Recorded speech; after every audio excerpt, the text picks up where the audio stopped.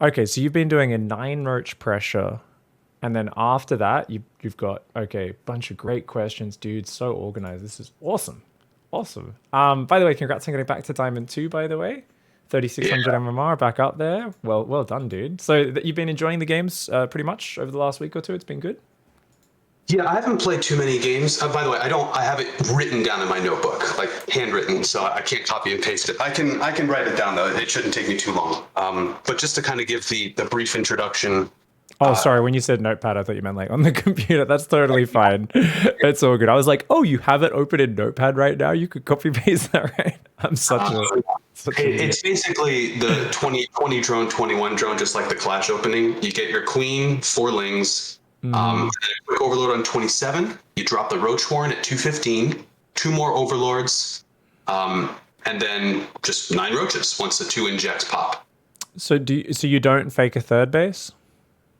The third base, apparently, he says you take it at around 330, 335, at around the same time that a 2 base muta would happen, which I've never done before. Right. Me. And then you So just yeah, try to block the Reaper getting up into your main, right? Like you just like queen on the natural, queen and lings in the main, and it's like really hard for them to actually see, right?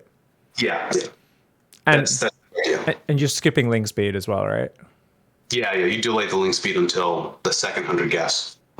Cool. Cool. Yeah. This one, especially on small maps, is like it's really good because you know a Terran just because you're playing 2 base can't immediately react, right? Without obviously being way too, you know, bad spot versus 2 base muta. Could be a 2 base Roach Nidus as well. You don't want to be like plopping bunkers down.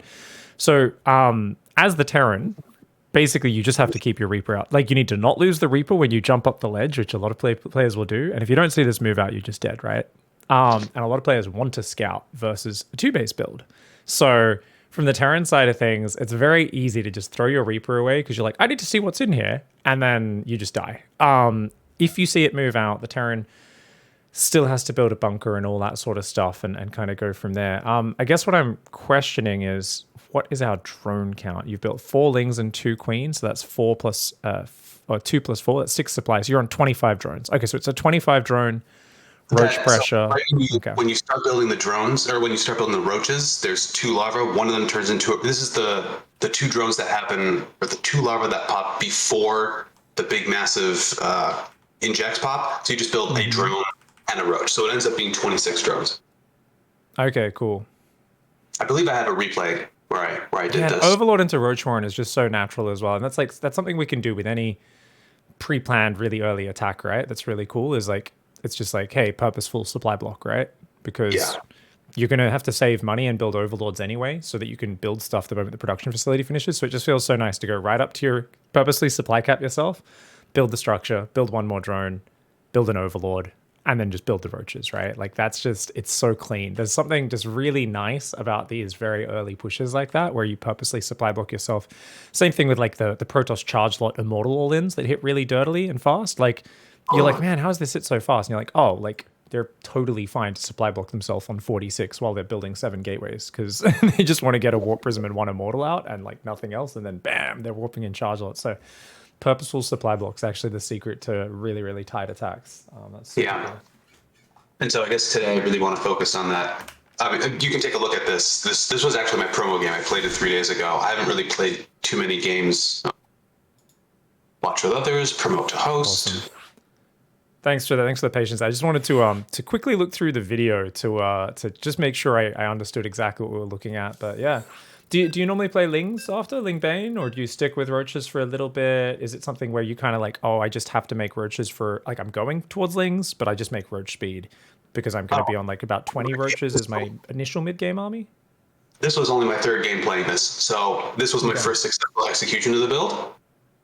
So I was totally clueless as to what to do afterwards. So I just transitioned to my normal macro game and then just took it from there. But Cool. It's kind of funny because there are situations where disengaging with your roaches and keeping them alive is huge off this sort of build.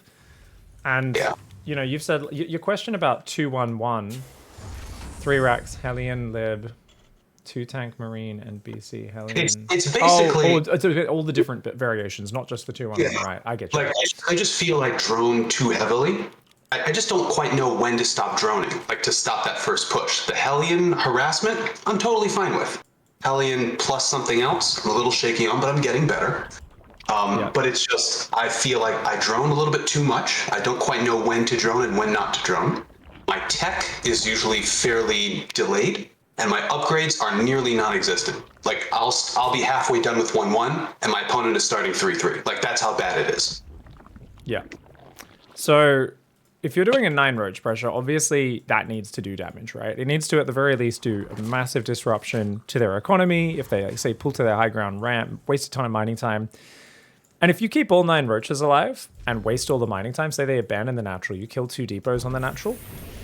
So say you kill 2 depots, you kill 4 SCVs, waste mining time, but then they've got too much stuff on top of the ramp and they build a bunker and you're just like, no. And you like hang out on the natural, make it lift, and then you just leave after like 20 seconds because you don't want to throw the units away, right? And you're like, yeah, there's going to be a Banshee here soon or something like that, right? So in that scenario, you've already got the defense for any Hellion pressure or 2-1-1. 9 Roaches should be good for that, especially with a bit of Queen support, right? And that's what's kind of so fascinating because then there's the scenario where you trade all your Roaches and you kill 25 SCVs, right? And their build's totally fucked, but you've lost all your units. Your opening is obviously delayed. So you're inherently going to have to be more flexible, and I guess we could almost say play more strategically in the follow-up, in that you've got to play to your situation a little bit more. So that's going to be part of the interesting challenge, kind of actually doing a bit more reacting to what our opponent's doing afterwards, I guess. Gotcha. I'd also like a couple of tips maybe later on or towards the end or whenever you feel is appropriate on how to just open just like straight up macro, just the standard three hatch macro up, power up your economy, and then just get into there. Against TERRAN? Or yeah. We really want to just focus on ZvT today, right? That seems to be like the one where you're really focused right now. Yeah, let's focus on the other 2 matches. I at least have a plan. I feel comfortable, but with ZvT, I haven't quite found a replay that captures my play well because it's just so erratic. Okay. I think it's quite difficult to learn the macro ZvT because it's such a departure, right? Whereas we can get to GM playing Roach pressure or like just try to surround the Hellions with speedlings and otherwise just play like low queens, right? The thing with low queen builds is you are weak to battle cruisers, right? So unless you're actually hitting your opponent with like sharp attacks like Ravager Ling, big Roach attack and stuff, we get caught out. So we could definitely talk about that, whether it be a clash opening or something else along those lines.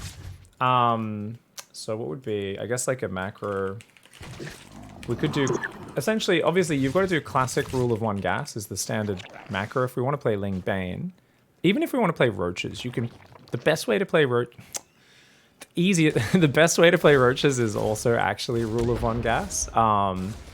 Even though like Dark will always play what we call Cave Bob, which is like a really shit Roach pressure that's much later than this one you're doing, and it never does anything, and he's always behind, and then he wins anyway because he's Dark.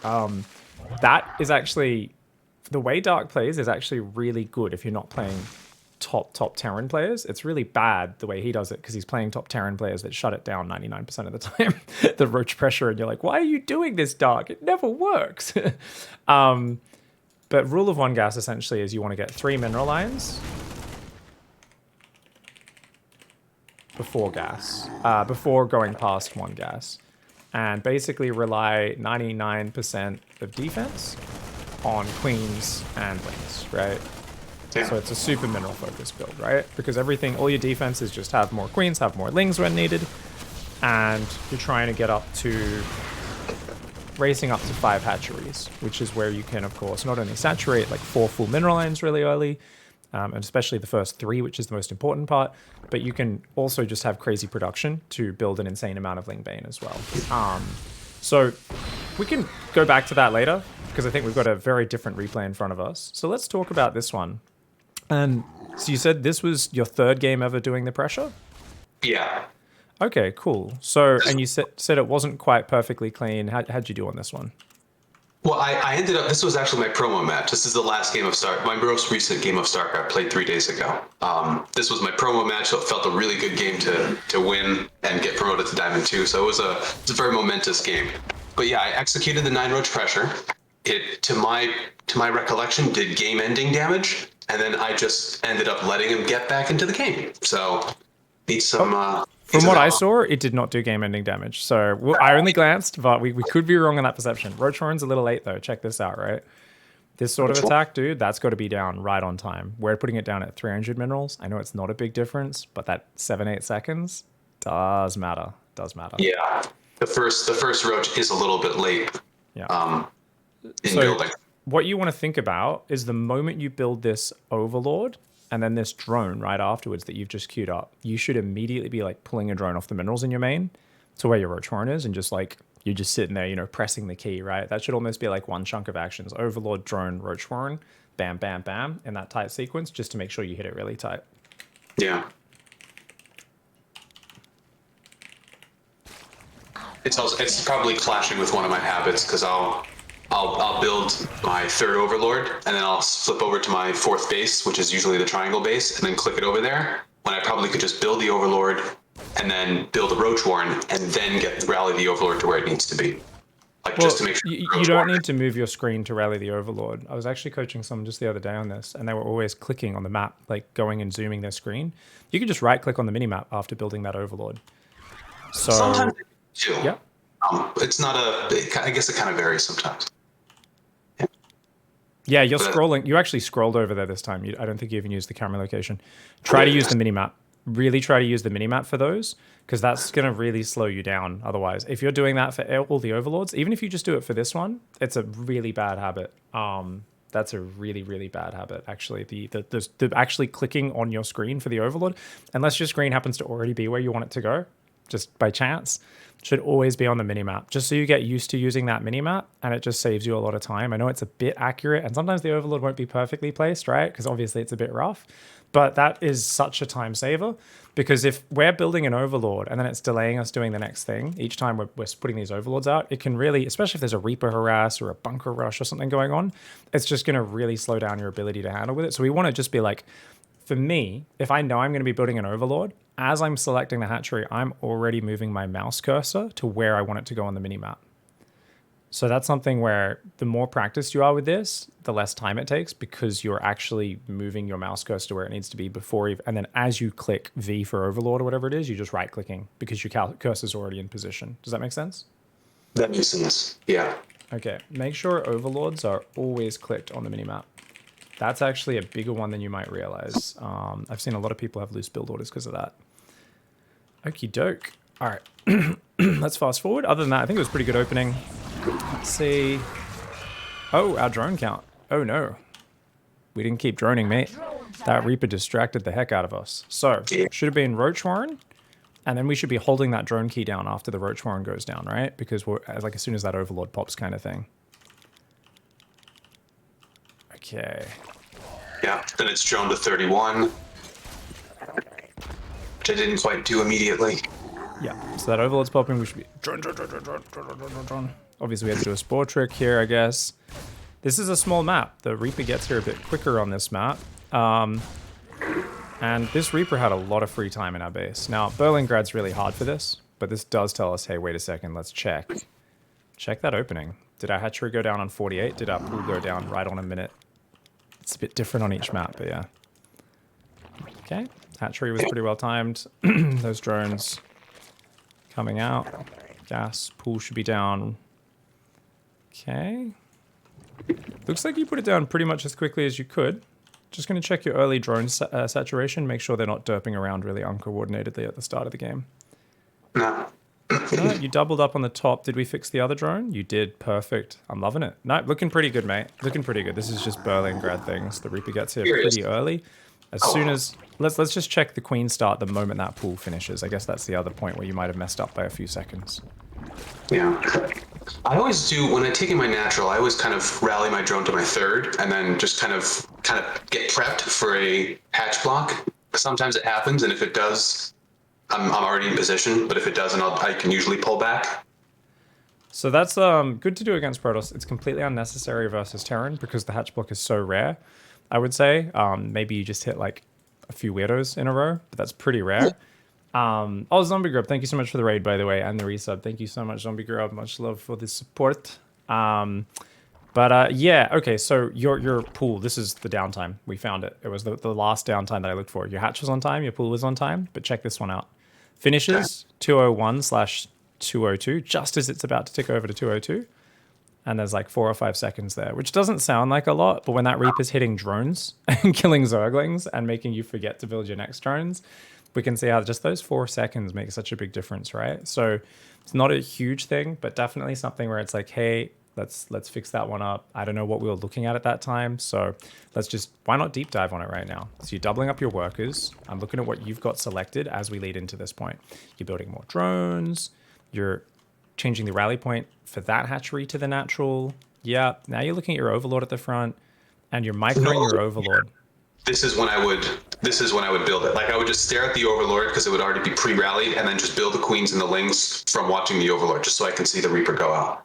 Yeah, and for some reason you just like repathed the overlord there and just kind of distracted yourself for a couple seconds. So you then immediately still did the queens and lings. It was just a few seconds late. It wasn't the hugest deal, but it does make a diff, right? Yeah. Okay, cool. So that all flows into the Roach Warren, is put down a little late. Bit slow to build those next drones as well. And that's actually especially painful because that means you're not going to have enough lava in the main because you're at 3 lava. So it's actually not producing the next lava yet, right? Oh, no. So your roaches, even if you have the money, you won't be able to build as quickly as you could. And that second inject is also about 10 energy late in the main. So we can start to see the flow-on effects here. Yeah. It's not the tightest it could be. Yeah, so check it out. Your Roach Warren was 8 seconds late. You meant to start at least, I don't know how many roaches he starts normally the moment the Roach Warren finishes. I guess it's just the lava inject that really gets them going, right? It's the lava inject, that's the timing. Yeah. You get 1 roach at around like 31, and then the next larva pops along with the inject, that's 8, and all of those turn into roaches. The last roach will be kind of delayed. Do you normally build this extra overlord? Or do we just... I guess if you're building 9 roaches, you have to. Okay, yeah. Yeah, it's part of the build. Because then you get a Ravager as well. Yeah. Then the 3rd hatch is supposed to go now. But I haven't quite got it. Thankfully, our opponent shits the bed and builds a bunker on the natural. Oh, naughty. This is a very easy situation for the TERRAN to just build a bunker on the high ground and just drop mules in the high ground, put the SCVs up there, and start a 3rd command center while defending with a tank or a cyclone. Cyclone's probably the best. Tank's the easiest. Going to take the natural is absolutely bananas from your opponent, but people make silly boom sometimes. Not quite respecting the 2 base roach pressure coming out this early. You got your 3rd, you're droning. We're not injecting our natural right now. You did go for creep spread behind it, which is fine, but we probably wanted to go back to injecting after that, right? The inject pattern is double inject and then inject, then tumor. Double inject and then tumor, did you say? Yeah, double inject. Oh, you mean inject both hatcheries. Oh, okay, so inject both hatcheries and then we do 1 more inject in the main. Okay, so the second round of okay, so just talking about the natural queen, she injects and then she drops a tumor. That's what you mean? Yes, yeah. Inject first, then a tumor, yeah. And then does she stay as creep queen after that, or does she go back to injecting? You know, I don't know. Yeah, because looking at this, I would say she should probably be going back to injecting, or we should be queuing a 3rd queen earlier, one or the other. I don't know which one. So we're going to send our drone out to take that 3rd. And yeah, we're like 20, 30 seconds behind. So we could have been across the map way quicker this game for sure. And every second matters with these sort of build orders. So, you know, this sort of build order, dude, honestly, you will kill 90% of your opponents if you do this like super crisp. It's, you know, there's a reason he calls it free MMR Friday, right? It's just if you do this crisp enough, most people will die. But yeah, we could probably have squeezed a 3rd queen in there. Obviously the droning is more important. It's probably simpler to just keep it as a creep queen, just because then it's like you're not shuffling its role back and forwards. So that's like easier to manage, but just make sure we do start that queen at a decent time. You started it before you moved in. I don't think there's anything heinous, and I don't have the follow-up mapped out, so I can't tell you what's right and wrong. But let's take a look. Okay, so you're going to avoid the bunker and just run past it. Not a bad move. Reactor's actually a more valuable target than the depot. Do keep that in mind. Obviously, the depot is accessible and it's heat of the moment. But if you can click on that instead, way better. It might have been worth shoving here just to try and get through the Liberator. But let's see. So we're going to just move down here and damage the natural. At this point, yeah, I would just try to shift click these SCVs and then leave. That's what I would probably do. You're going to try and buy some more time, which means these roaches are consigned, which means, you know, you could have saved 6 roaches otherwise. But if he takes a long enough time to get back to mining, you could definitely argue it's worth it. I probably would have stopped there and kept focusing those SCVs, but oh, you're doing a very nice run by. Opponent has completely paused all production during this, so yeah, the pressure, your opponent definitely failed to handle the pressure quite as well as they could have. You ended up doing very successful damage. The problem is that you did get drawn into a very extended micro situation, right? So let's just take a look at how we did that. I think what I like is that you clearly paused it a few moments to say, hey, these guys are distracting, let's go home and inject. So that's pretty nice that you did that. My instinct would be shove up that ramp a little bit harder and just try to kill as many SCVs as possible so that I can go back to macroing. But with the Liberator on top of the ramp, it's pretty dangerous. And that's why if we hit 20, 30 seconds earlier, I mean, even 15 seconds earlier, no lib, easiest win of your life, right? If that lib's still building, the tank's 5, 10 seconds delayed here even, you're going to kill every SCV in this main. It's completely game over. So as it is, you're still doing great damage, don't get me wrong. But yeah, I think your decision making was fine here. We did land an inject, I believe. Looks like we're spending the lava and overlords. Good mix of both units. We haven't started Ling Speed yet. That definitely does need to come in pretty soon afterwards if we're swapping back to Ling Bane play. Are you swapping back to Ling Bane? Well, what are you playing from here? I will probably go back to Ling Bane, and yes, the Ling Speed is very late. Yeah. I mean, you could definitely defend in the mid game with roaches. So you built spores already, probably a bit earlier than needed necessarily, since the lib's stuck at home, but, you know, not the worst thing by any means. You don't need to be greedy on that. It's a bit of a chaotic situation. You've got a lot of minerals, so there's no reason to not be dropping like a 4th and a 5th base or a macro hatch here. But you said you'd probably go back to Ling Bane, but the thing is, that needs to be really definite, right? If we don't have a plan, because this is not really an all-in kill move, we always need to have a really clear plan of what our next attack is or what we're building towards, you know, that sort of thing. So it sounds like you don't really have a next step, right? Yeah, no real, like I said, I'm not really comfortable with this build quite yet, so I don't quite have many planned moves, or like I'm not quite sure when things fall, or, you know, like when the third is supposed to go down, when that kind of links up with other actions. But since I didn't have a follow-up plan, I just went to my standard Ling Bane, Hydra into Lurkers, try to Nidus the main, and that's where the game usually ends. That's a good plan. Try to Nidus main. All right, yeah. Okay, cool. All right, so... Okay, let's just fast forward, take a little look-see. So we've gone 4th base, 5th base. I don't like that 4th and 5th base location because they can both get killed by one push, and you've got very little creep on that angle. So it'd be better if you're going to take your 3rd and your 4th up there, it's more okay because you'd have your creep cover, like you'd really be focused on defending that top side of the map. Otherwise, you should have taken your 5th down the bottom of the map. So 4th and 5th would have been a little bit better because then if you lose on one side of the map, totally fine. You can just move your drones to the other side. So try to diversify that 4th and 5th base location if you can, unless you've got really sick creep spread on one angle already and you feel really confident that you're always going to like hold on to that piece of territory. Okay. Is that, would that be like a general principle that you would impart? Yeah. I mean, unless you're the guy with the big front-on army that's better than your opponents. Say you're playing against the guy who's on mass bio, nothing but Marines, Marauders, and he's dropping, and that's it. And he's got no tech units, but super mobile, super annoying. He's the Zerg. You're playing just Lurkers and Infestors for some reason. You're playing as the PROTOSS in that scenario, right? He's playing Zerg, you're playing PROTOSS. Okay, sure, you can take those two bases together at the top because you just want to keep your army in a central location. But if you're playing Ling Bane, Muta, say for instance, which it looks like you're heading towards in this game, well, we look very confused in this game. We really did not have a follow-up plan. Oh my god, this is... Oh no. You're doing the NA composition. Just in case of VCs, I just didn't know it was coming out. So Ah, okay, yeah. Don't do that. Don't do that. It's gonna be so much better once you have a follow up, man. You're gonna play so much better. Don't, yeah. Lingbane, Roach, Hydra, Spire. This, ugh. I call this the NA composition because there's like really high ranked players on NA who always do like Roach, Hydra, and Lingbane at the same time, and it's one of the worst things in terms of just upgrade efficiency, how the army works together. It's not that great.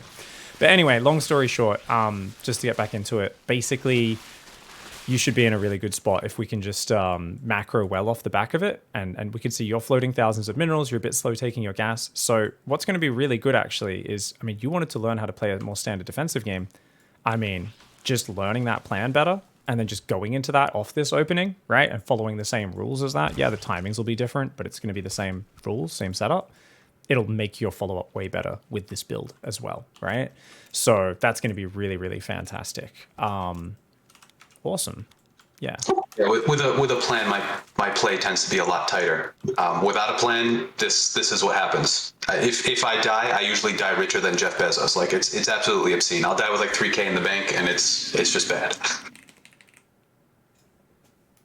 So don't ever be afraid to do the dark. If you're ever floating money, 2 or 3 macro hatcheries in your main base or out front somewhere, always worthwhile. Definitely dumping injects on that 4th and 5th hatchery would have been nice. So you got lots of energy on those queens. So you could have dumped 7 or 8 injects on that very top hatchery as well, and that would have been awesome. But yeah, so what happened here is you were worrying about this, that, the other. The plan takes part of that out of it, but also if you still, even in the midst of your plan, go, oh, but what if? Battle cruisers, for instance, was the example you gave. Just make a note. That's just a reminder to scout. Never react to something that hasn't happened yet. That's it. Even if we die to it and we go, oh, I had a 6th sense. Nope, never listen to your 6th sense in StarCraft. Unless you've got very, very evolved game knowledge, or to send an overseer through, right? And that's what we should do every game when our lair finishes, because we want to know, is it mech, is it bio? What are they doing? Do they have a 3rd or 4th command center? You know, it's just a good habit. Always queue an overseer through. So make an overseer and put out ling spotters. That's what we do whenever we're in a bit of fear. But we continue our build and follow the exact same standard plan.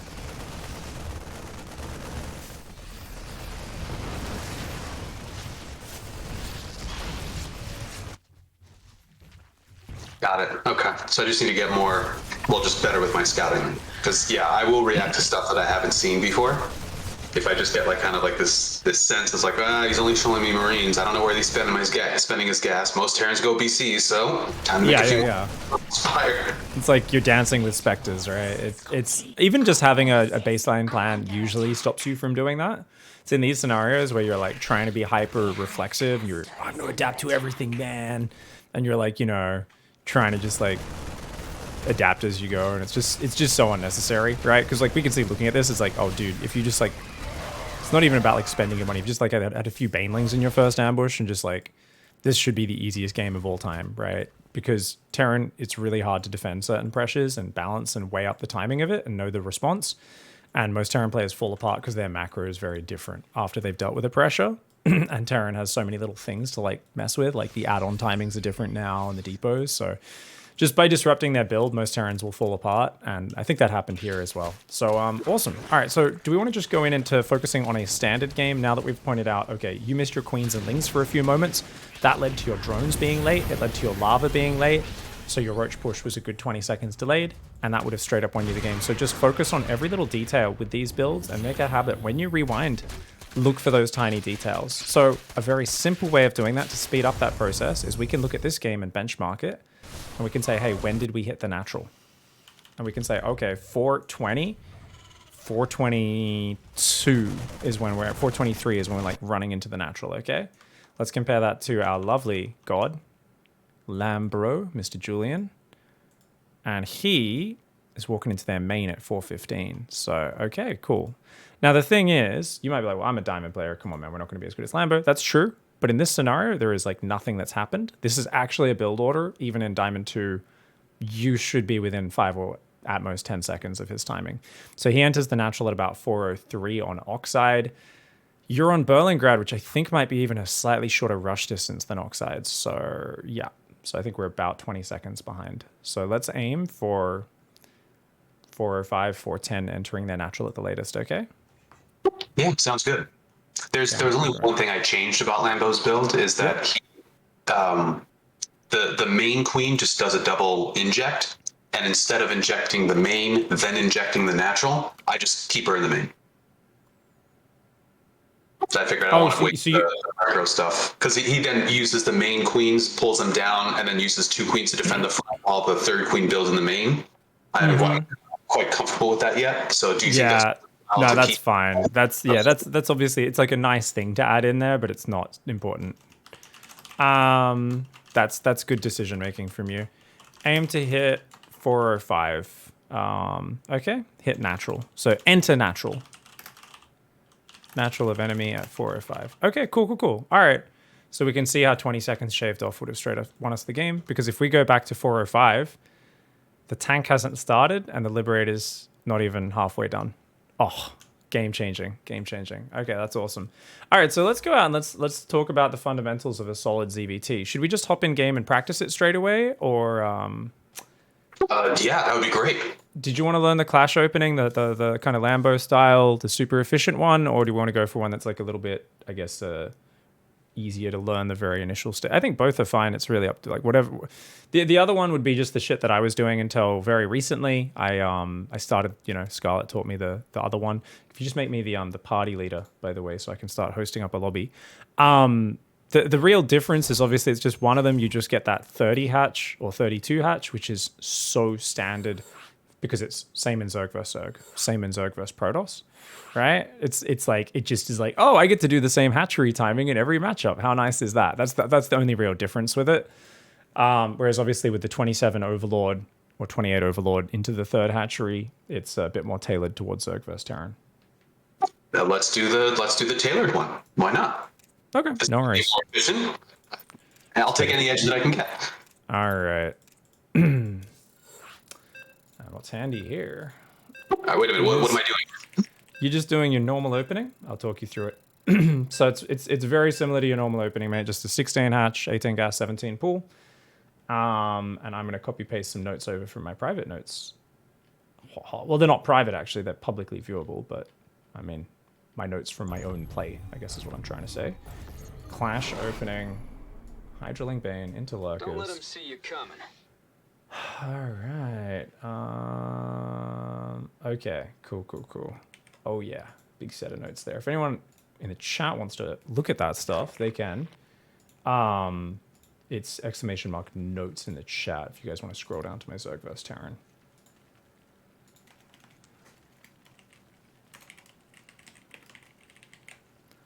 All right. Okay, good.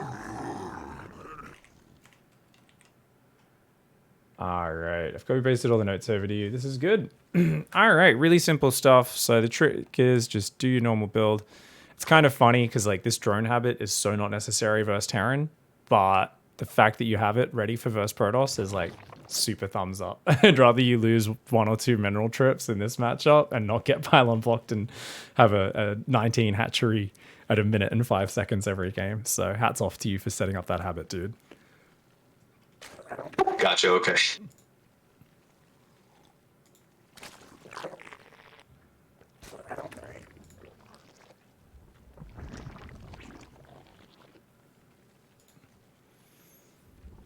So we only rally onto gas. We don't pull anyone off minerals onto gas because Ling speed is not going to start that early this game. Yeah. So now that we've rallied to the gas, we can rally our expansion to our natural, or our main to our natural, which we've already done. And we just want to keep droning all the way to 21. So we're going to build 1 more drone after that as well. And what's going to happen is you've already queued your Overlord. Queue your Overlord to pull further back from there so that it's actually in a safe position. You're one at the front, so we don't have to look at it again. We don't want to be distracted. Build another drone. And now that our natural's about to finish, let's pull off gas. So 2 off gas onto our natural, okay? 2 queens, 4 zerglings. Build drones. Okay, so grab a drone and send it to our 3rd as well. So one of these 2 drones that comes down, you can always just take that, send it to your 3rd base. Build 1 more drone and then 1 Overlord, and then we'll go 3rd hatchery, okay? So 28 Overlord, and we'll build the 3rd hatchery, and then we'll build another drone right afterwards, and then we'll go Ling speed, and we'll build some more drones. So we don't quite have the gas for that. That's fine. Don't worry about it. It'll be good in a moment. Link speed. Doop de doop. All right. Drones. We want to build 3 drones up to 31 supply, and then we'll build a queen on the natural. So it's inject time, or tumor on the natural, of course. Yep. Good job. If there's a Reaper around, of course, you've got to guard that with the Zerglings in her, but you're doing good. 4 drones are queen. 3rd queen on the natural, and now build an Overlord right after that queen, okay? And now build drones, keep droning. And all we're doing from here is droning. And then we're going to build another queen in the main on like 40 to 42 supply, okay?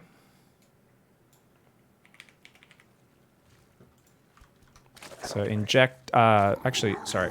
Game paused. I almost told you to inject, I'm an idiot. So this is actually where we don't want to do an inject in the main. We want to drop a tumor in the main with that queen, so that it can just spread. So sorry, I just injected.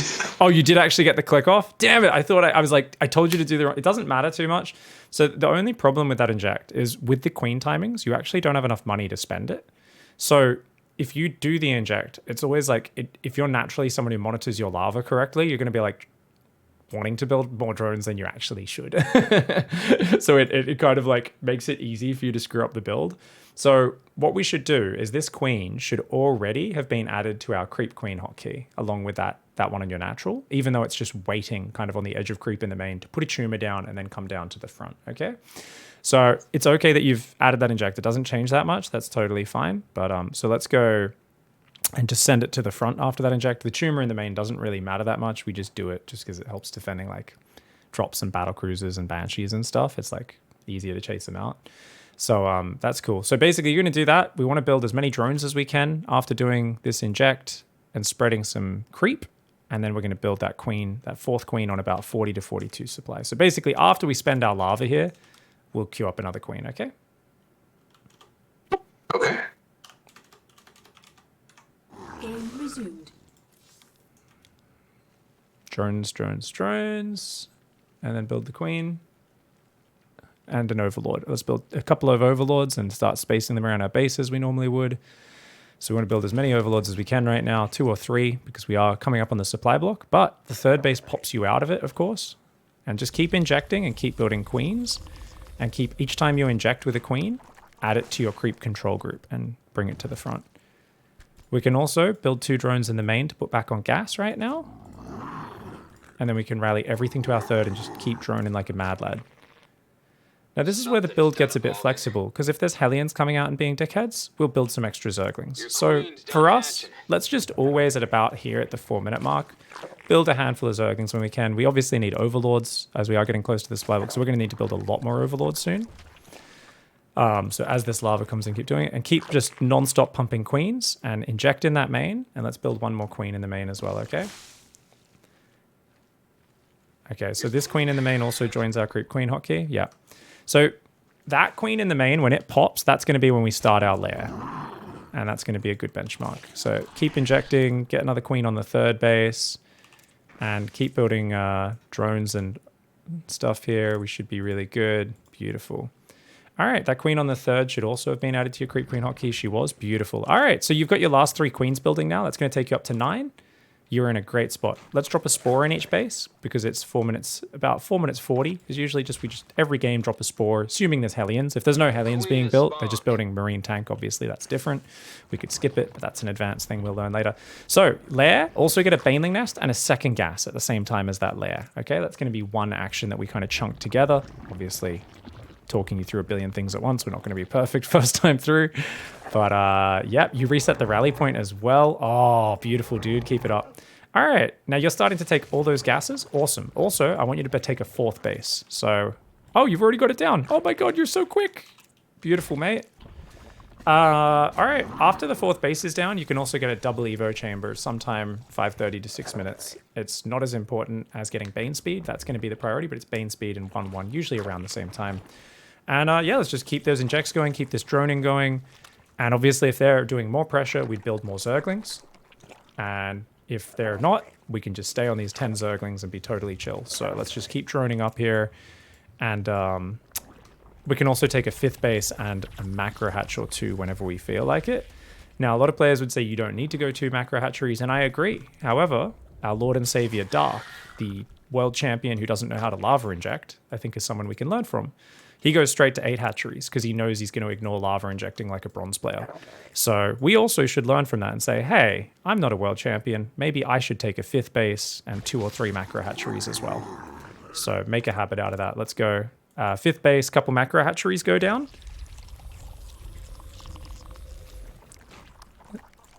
You're doing really good. We're into, let's build just a handful of drones for our 4th. So let's build about maybe 5. Don't need gases on the 4th. Cancel those. So just build it. Yeah, you built 17 drones. So that's more than we need. That's way too many. Don't worry about it. That's cool. Build a Hydra Den and do nothing but pump Ling Bane. So the idea for your 4th base is you want to go up to about 8 or 10 drones on that 4th, okay? Because that's going to put you up at, if you built 8 drones there, 74 drones, 10 drones, 76. Somewhere about 75 workers is going to be really nice for us to stop, okay? Just make sure all your hatcheries are hotkeyed. You haven't added them to your hotkeys yet, and just keep doing macro cycle, Ling Bane, Overlord. Macro cycle, Ling Bane, and what do we do in between? Spread creep. So at this point, once you're set up and you've got a handful of drones on your 4th, all you're doing is massing Ling Bane and then starting your Hydra upgrades. We want to queue both Hydra upgrades at once, and then we want to go straight for 2-2 when the 1-1 finishes. And you don't want to build any Hydras yet. You want to mass Ling Bane. Any sharp push from your opponent is defended by Ling Bane. Hydras are a beta support unit. It's nice to have them there to do your taxes and give you accounting advice, but when it comes to actually fighting, you want ogres with clubs, Ling Bane. You want the fucking, you know, these are the expendable high school jocks, the Ling Bane. We don't want those very expensive IT Hydralisks. They cost too much and they suck until their upgrades are in.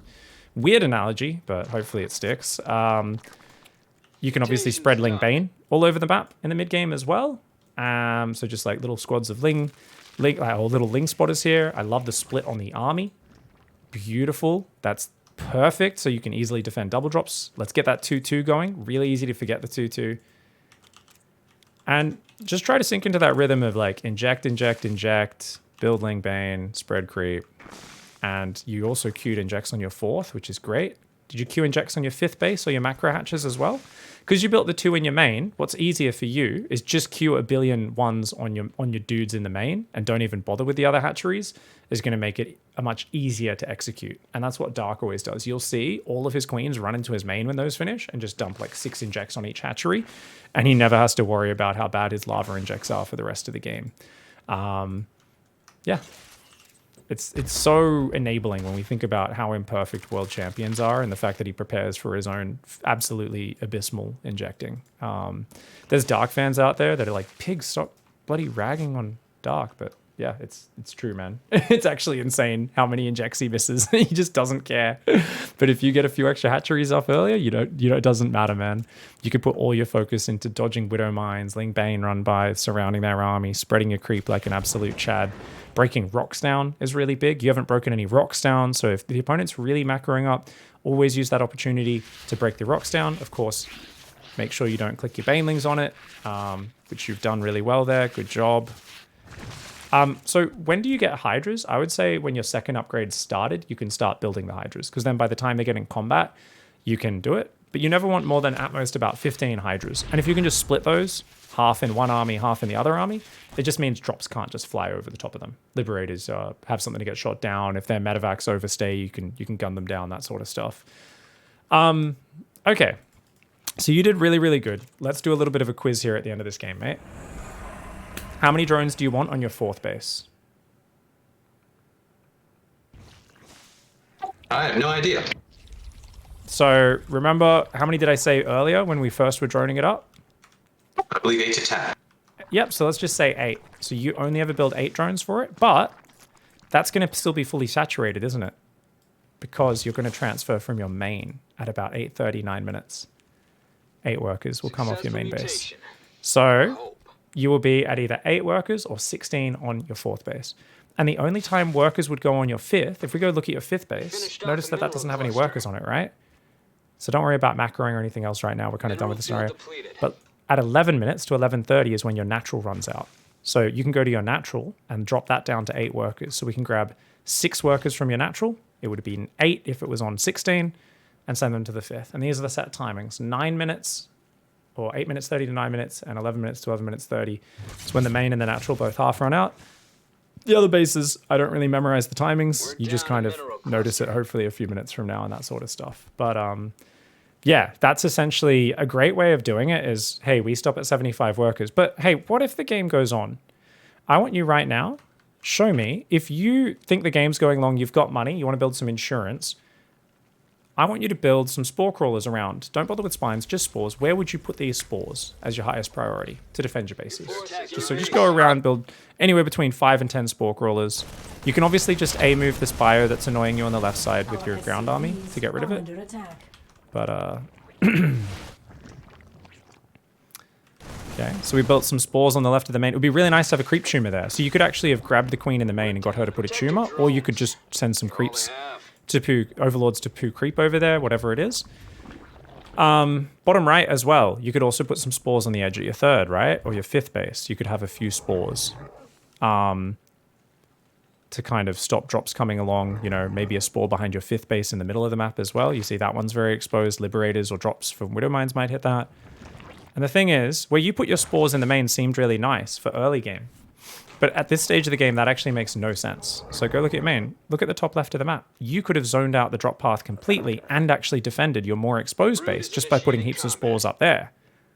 So depending on the stage in the game, you actually, where you put them is normally the right spot. But if you're actually up to the point where you're taking a middle base, just chuck 4 spore crawlers on the edge of that map, and that way they can't really drop past without losing a whole lot of stuff. Spores are usually better than spines. Scarlett made a really good point when she was coaching me, and Laser was talking about this the other day as well.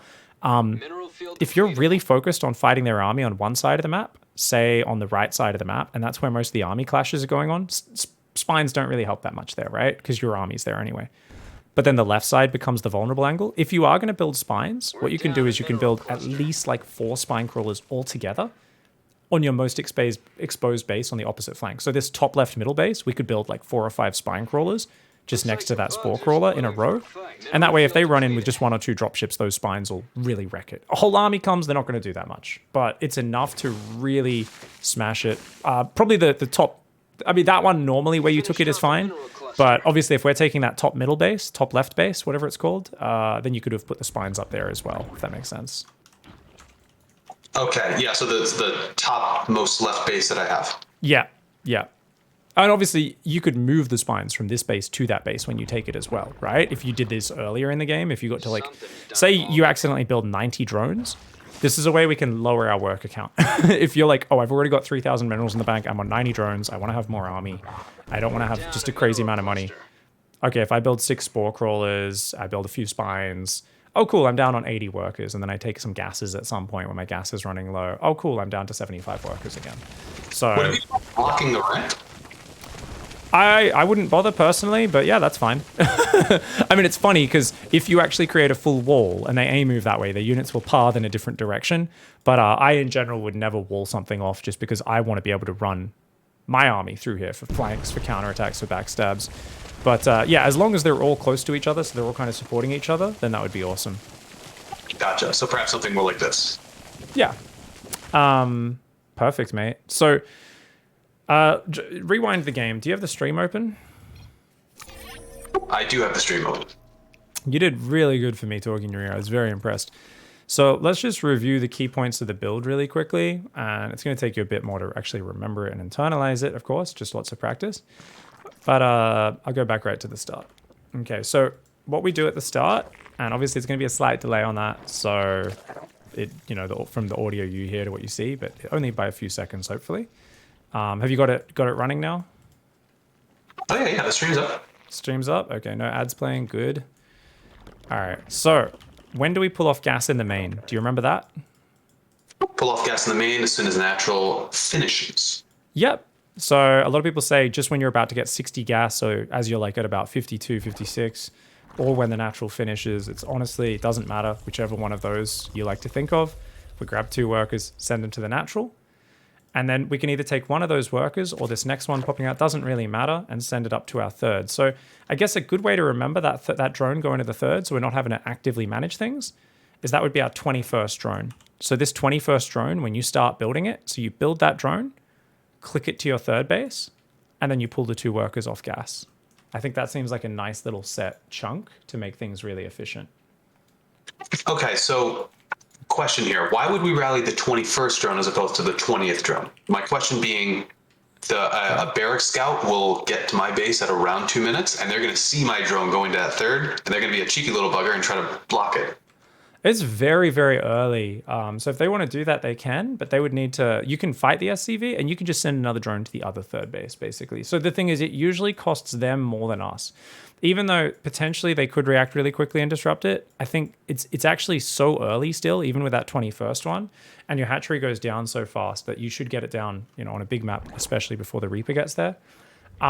So yeah, if they want to, they can do that, but that actually costs them more. So like if they do like an engineering bay or anything, you can like run your lings just straight across the map to the enemy natural, just split one ling off to kill the SCV. If you have to do an extractor to keep that drone alive, no worries. But you just immediately on being blocked, grab another drone and send it to the other base. And just kind of crisis manage that way. But I would actually say you should come out on top in that scenario. Now, if you find that's happening a high percentage of the games, you can do it. But honestly, I've never run into it. It depends on the different skill level and stuff. It depends on the size of the map as well. 21 drone still gets out there pretty darn early. Let's actually check the timing of it. Let's think about that. So this is your 21st drone building in a second. It's about to start. Let's look at this replay. Let's check just to figure out the timing. Yeah, that would come out. Yeah, I think honestly. So the thing is, their SCV would be about 13 seconds across the map by now, which is maybe halfway. So I think you can still get to the third before the drone gets there, unless it's maybe on Curious Minds or Berlingrad, they'll spot it coming out with the Barracks SCV Scout. But otherwise, I actually think you'll still beat them there, because you're not building an Overlord with this as well, remember. Now, I know my building order was not quite tight here because, well, I was paying attention to what you were saying, but yeah. Would my drone, when it gets to the third, would I have enough money to take the third immediately, or is there going to be like a little bit of a delay? Oh, no, it's a little bit of a delay for sure. Yeah, totally fine for there to be a slight delay. So you see, like here, or it shouldn't be long. But you see, we build an Overlord here, and then you're at 200 minerals. So it'll be like probably 5 seconds usually, roughly. But obviously, different maps, different sizes. Maybe you queued that drone a few seconds late one game. The third base is a little further away, so maybe you get there right on 300 minerals. But it should be, obviously, we want to get there earlier rather than later, just so we're not, better to be there a few seconds earlier. Often you'll wait about 5 seconds or so. Your queen's done hatching. Okay, so when your queens pop, we go inject, creep tumor. Obviously, so it's hatchery, ling speed, and a drone. Obviously, we build a drone with that extra supply. And then we go 3 more drones after ling speed because our Overlord pops out. That takes us to 31 supply. We start the third queen on the natural, and then we start an Overlord as well. And this queen in the main, after we inject with her, she moves over, ready to put that creep down, and she's already on the creep queen hotkey, but she's going to, of course, stay in the main just until she puts this next tumor down. And that's like a really good habit to build because, like I said, then you don't have all this extra lava that's trying to lure you away from spending your minerals on your queens at the right time. So at first I thought, what's the point of this tumor in the main? This seems like a complicated habit to build, but it actually makes the build easier. And if you want, you could just send it to the natural and put the tumor down there. If that makes it easier, it's like first 2 queens, 1 inject, 1 tumor, but they both become creep queens after that. And if that makes it simpler for you, then that's a way of doing it. So what do you prefer? Do you think you'll bother with the tumor in the main, or just chuck it on the natural to simplify things might be better at this point? No, I can do the queen. Well, I guess I'm a little confused. Like, so we have 2 queens that pop out. We go inject the main, we go tumor, and then the next round, what happens? Tumor in the main and a second tumor on the natural. Oh, okay. So 3 tumors. Got it. Yeah. Okay. That's where I was. Okay. Not much lava injecting going on early because you got those 3 hatcheries up so fast. Yeah. So it's basically, if you think about it, your first 2 queens only ever do 1 lava inject. And from then on, every queen you build does 1 lava inject and then joins the fighting queens at the front until your last 3 queens that pop out. So that is 100% throughout. So from then, it's like you inject, you come to the front. Another queen starts building. It injects, it comes to the front. Another queen pops out, it injects, it comes to the front. Does that make sense? Yeah, I'm familiar with that. How many queens are we building on the main in total? 2? So we're going to build 9 queens in total. You will build 3 queens in total out of the main, I believe. Because we start one on 42 supply, so that's our second queen from the main base. And then we'll start another queen right after that. And that should start at about 4 minutes, popping at about 4 minutes 30. So I guess 3:55, popping at 4:30. And when it pops out, we start our lair, our baneling nest, and our second gas right on 4 minutes 30. You're going to be 20 seconds late like you were in this game, and I want you to continue to be 20 seconds late because 4:30 is incredibly tight, and it's like there's a lot of things you're managing with this build. So having a little bit of downtime on your queens while just making sure you're finding your own rhythm, trust me, I wouldn't even consider it late. For Diamond, I'd say you actually already, even with me whispering in your ear the first time ever, did this build almost too crisply to the point where I'm like, oh, you shouldn't be this tight if you're also like paying attention to your Overlord and microing against the Reaper and stuff like that. So don't obsess so much over the timings, but it's kind of like this queen, which you started here, it's just like when that third queen pops out of the main, it's a lair, second gas, baneling nest time is a nice way of thinking of that, okay? Okay, yeah. The queen is And then the evos come in somewhere after that. Yeah, so basically you want to go 4th base and then Evo chamber after that, okay? So let me write this in your thing. Add last queens to injecting hotkey. Okay, so what we got? 4th hatchery and then double Evo. And then we can take 4 times gases after those 2 have gone down. Just so that we're not rushing into the gas too fast, yeah. Okay. And I guess what time do the evos normally go down? Is it at a particular time or at a particular place in the build? Just a place in the build after your 4th base goes down, and both of that is, like I said, after you've gone for the lair, the second gas, the baneling nest, and just in between your cycles when you have some spare money, right? So it's always like the injecting and the spending your lava kind of ends up being the anchor. And obviously it's a little weird with this build because your queens are kind of popping out at different times a little bit, but especially for the early stage. But essentially, if you've just spent all your money, all your lava, you know, you got a bit of money sitting over, you're like, okay, cool, like let's go double Evo chamber, you know. I've spread my creep, I've done all my stuff. Oh, we've got 500 minerals, sweet. We can take that 4th base and build a double Evo chamber in the main. Let's do it.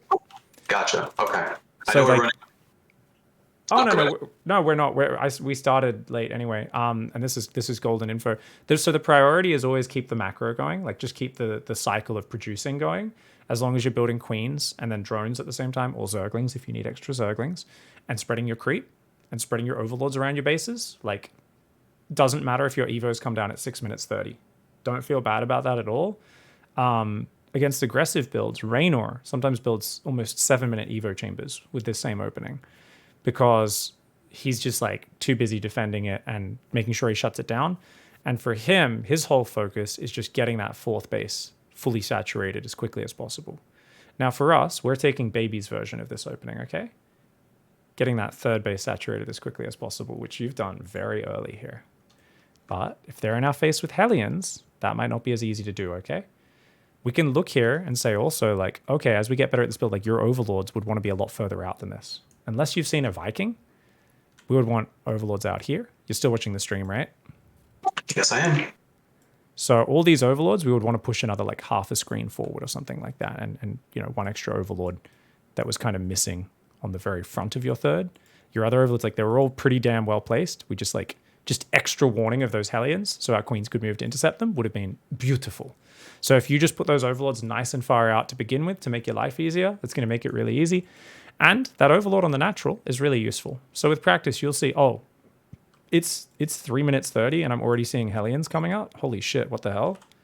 Oh my God, it's 4 minutes. There's more Hellions. You just keep seeing those red dots leave the base. You're just like, cool.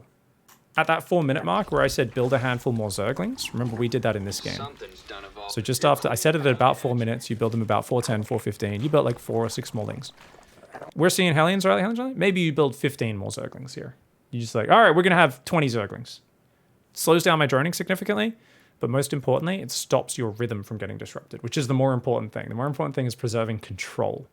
Because if we have enough units where Hellions dive and we can A-move it with our queens and Zerglings and then go back to injecting and building overlords and drones, that's where the power comes from.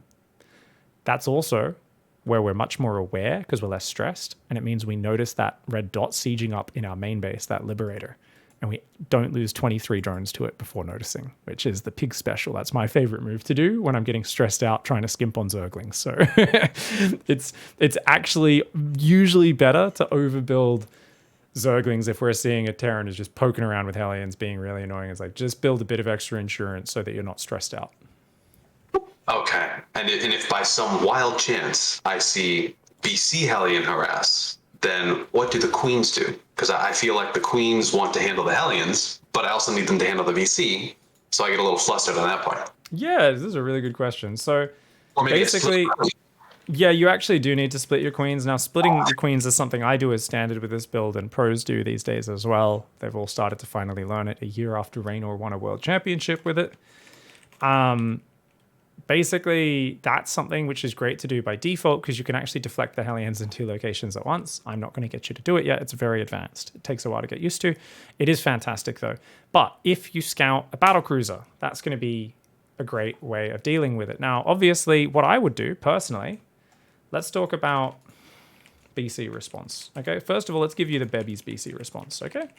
BC response. So what are we going to do? Morph Banes so Lings can blow up diving Hellions. Plus mass build Lings, okay? Yeah. And then A move every queen to deal with BC. So that's our basic bitch way of dealing with a BC, which I still do. I was doing just like a few weeks ago until I started making a better habit of splitting my queens. It seems kind of dumb, but it's like, I'm just going to have enough Zerglings and Banelings that I can just kill every Hellion. And that way, every queen, like all of my creep queen hotkeys, like, and you got like 6 queens on that, so you can also add 1 or 2 queens to it if you need, can just go up in the main and defend. And that's it. So that makes your life really simple. Now, the advanced queen response, which is, like I said, in GM, I got away with doing that one a large amount of the time, as long as I was quick enough to do it. But if we want to learn the advanced ones, basically split 5 queens, or let's say, I don't know, split 4 queens off to go to main base. And, you know, I'll make 5 with the queen in the main. That's enough to take a BC, and then you have the other 2 with the Zerglings to just A move the Hellions. Yeah, the ones at the front still just are on the normal hotkey. They A move the Hellions, they try to run past, the Lings are there to catch them, and you're all right. Yeah. So if you'll see this more and more, where like in pro play, the BC teleports right on top of the main mineral line like a month or 2 ago, and there'd be 4 queens on a spore waiting for it, and it would be down in like the yellow hit points straight away after getting 1 or 2 drones, and the Terran would be like, oh shit. So the Terrans have started teleporting more conservatively, not right on top of the spore crawlers, but even then the queens are hitting it straight away, transfusing each other, and it's already not getting nearly as much damage. So, and obviously BC is so prohibitively expensive that it really does want to kill at least 10 drones to really actually be worth it, you know? Okay, cool. I know I had a couple of questions down in the notes. Maybe I could just fire a couple of them like rapid fire, and you can Yeah. No, absolutely. Just prioritize whichever ones are most important. Yeah. Okay, so should upgrades always be rolling? As in, like, as soon as 1-1 finishes, should 2-2 start, and then 3-3 start right after that? Just always keep them rolling? Absolutely. And it's easier to do that if, like I said, you don't stress over your Evos have to be down right on 520. If you've had a messy early game, they go down at 6 minutes, 37 minutes, that's fine. But we always go 2 at once, and once they're rolling, they are always rolling. And that it keeps it a bit more automated rather than, oh, I'm behind, I'll just go 1 Evo chamber. But then the game goes longer and you're like, oh, I really need a 2nd Evo chamber. And then they're on different timers.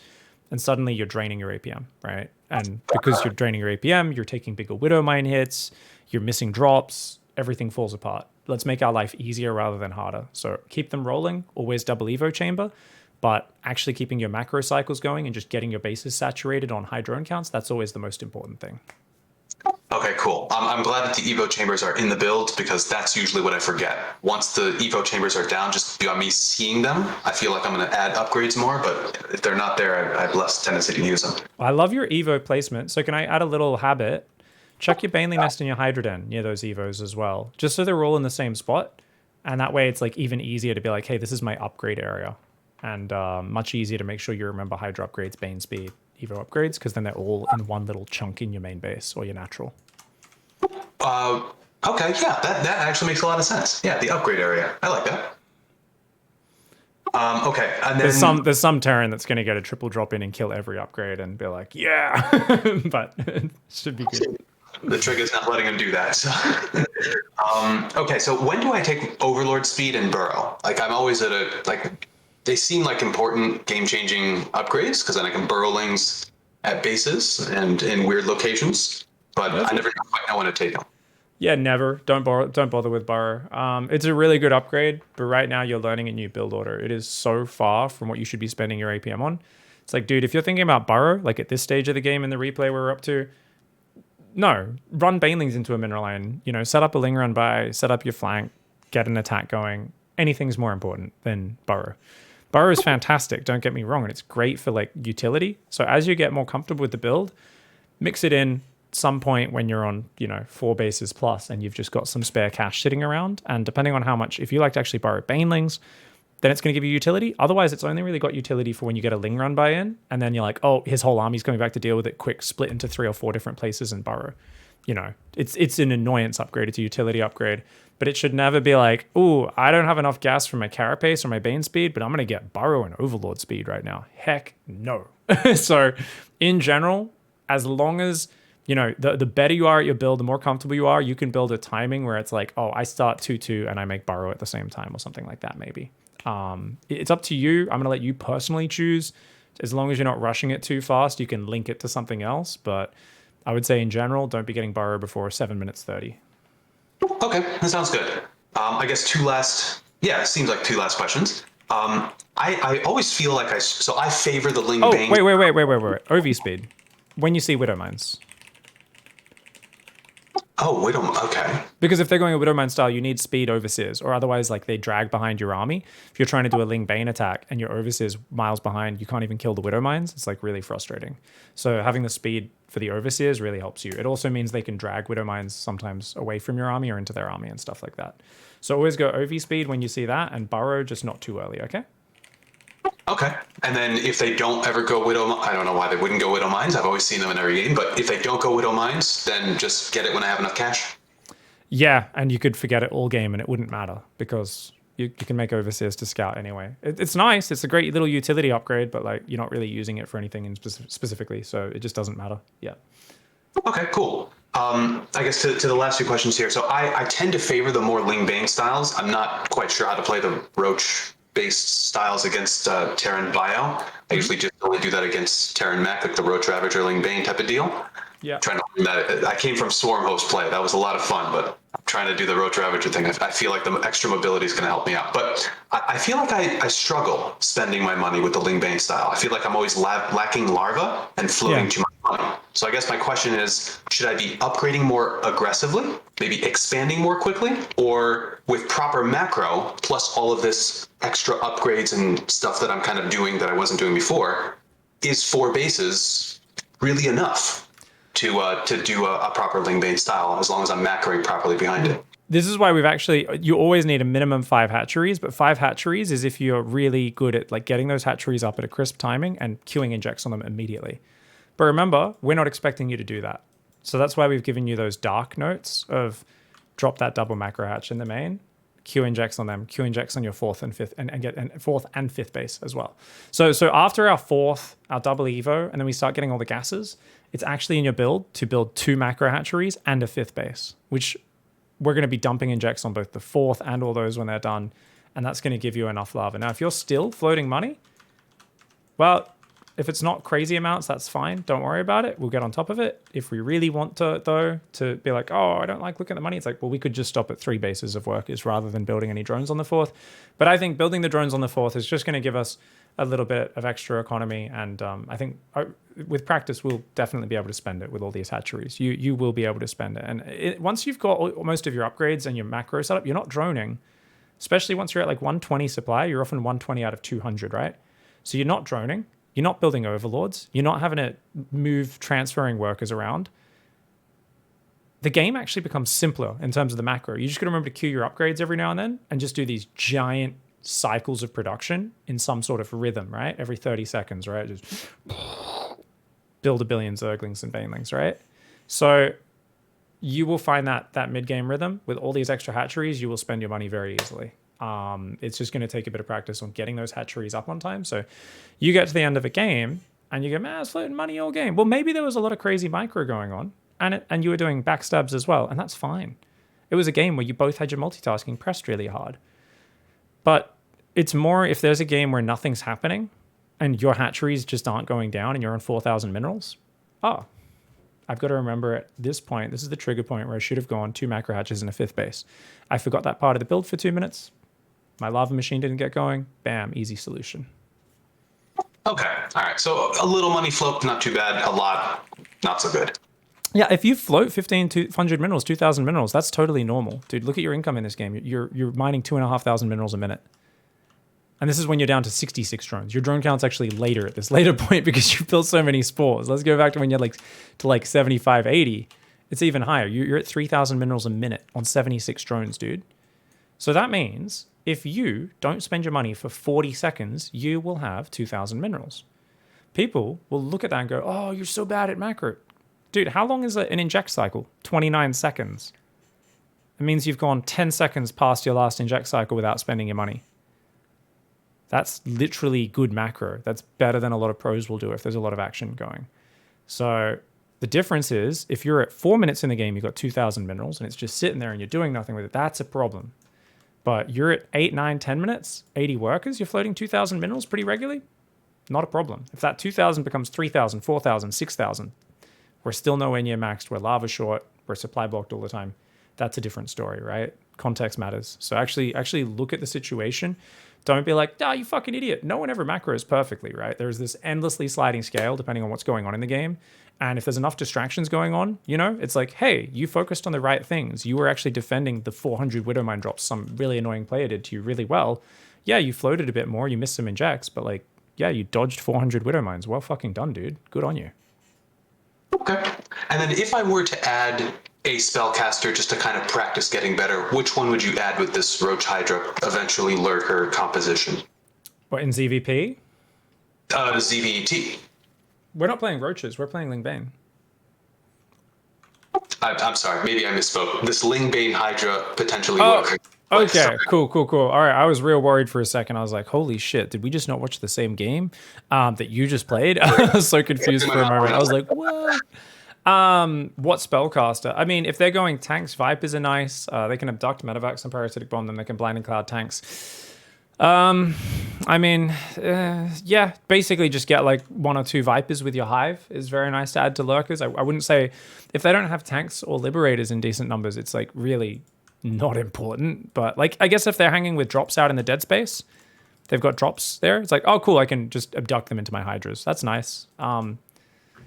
Yeah, Viper, 1 or 2 Vipers. You can also, if the bio is all clumped up, you throw a blinding cloud on their bio, then it will run forward if they're on A move into your units, which is always funny. They don't react really quickly. Watching bio run forwards into lurker spines and banes is actually pretty hilarious. So it's not bad on the bio as well. Okay, cool. That's super, super bonus. Okay, I think I feel pretty comfortable with this. Basically, just get those, do the clash opener, get that 3rd base, get the 4th base down, drone it just a little bit, and then just army. If I crush a fight, then I can go up to 85 or 90 drones if I feel it's necessary. No, you're never allowed to do that. Look, dude, no, okay. I'm going to give you some rules here. You're never allowed past 75 drones, okay? 75 drones max, so that's 10 drones, or technically 9, but 10 drones on 4th, okay? And guess what? First week, you're not allowed to build anything other than Hydra Lingbane. You're not allowed. You can go a hive if you want for 3/3 upgrades, but nothing else. No ultras, no vipers, no lurkers. Okay. This is the training system, training wheels. You can go to the lurkers a few weeks from now, but for the first week, you're not allowed to do anything other than that, because you should be able to crush people with Hydra Lingbane. It's a very good composition, especially if you split your army up, come from 2 sides, especially if you say crush and attack and then counter attack, that sort of thing, right? Do some Baneling run bys, some Ling run bys, that sort of stuff. There is so much stuff that you can actually do with Hydra Lingbane. But dude, this amount of macro is just out of this world. This is something that will take getting used to, and just continuing production, defending the economy, respreading creep wherever they clear it. Making a habit of, oh, he cleared creep, I defended the army, select creep queens, spread 4 tumors there, shift click those queens back to a safe area so I don't just leave them sitting on the edge of creep to all die, right? Next time a push comes. Queuing Baneling run bys in, without staring at it and getting obsessed over it. Continuing to build Hydra Lingbane, keep splitting the units up, deal with the drop. This is a lot of stuff to manage while spending off a big economy and a lot of hatcheries. So I think you're going to have your work cut out for you with it. And even if you're like, oh man, but his army's going to get too big, he's going to get ghosts or this or that. If you watch recent Pro Zerg vs Terrans, they actually, sometimes they'll make a round of lurkers and then they just go back to high drilling Bane for the rest of the game. And the reason is it's actually just more mobile than the lurkers. And unlike lurkers are very good targets for tank fire, for ghost snipes and for liberators, high drilling Bane's more mobile and so flexible that they actually often play this for 25 minutes straight with just 1 or 2 waves of lurkers as almost like a surprise tactic at certain points. It's just a good composition. This way you're not distracting yourself with like, ooh, I should make Vipers. Ooh, I should make lurker upgrades. Ooh, I should make more lurkers. Instead, it's let's dominate the map, spread creep, keep our macro up, do run bys, punch our opponent in the face as much as possible, and that's going to be really powerful. Sounds good. I'll work on that. Oh, whoops. Awesome, mate. All right, let's finish up then. And good stuff. I think this is a pretty challenging build order. So just make sure you practice the opening at least 1 or 2 games against a very easy AI at the start of each ladder session.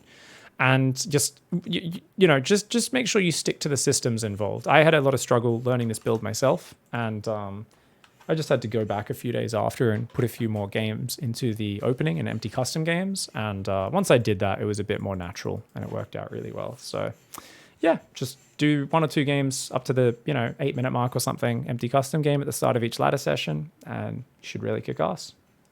All right, that sounds good. I'm excited. Heck yeah, mate. This is going to be awesome. You're going to have so many queens. It's going to be fun. Good luck, have fun, mate. Any questions, anything in the notes that doesn't make sense, let me know. Some of it, like I said, I just copy pasted all my notes from my own private notes into your document. So there's some other stuff like Ling count versus Hellions, versus SCV block on third, how to deal with the eBay, and like that's just my own random notes that just got lumped in there. But if you need any advice, just let me know, man. Is this from Pig's Build Notes? Yes, it is. Okay, all right. I also have that document open. I'm just going to take a look at it through later. I think I copied over all the notes to do with this build for it anyway, so it should be good. Okay, thank you. I appreciate that. And if I did want to reach out, what's the best way to do that? Email, Discord, what's... Yeah, just shoot me a Discord DM. It's fine, mate. All right, cool. I appreciate it.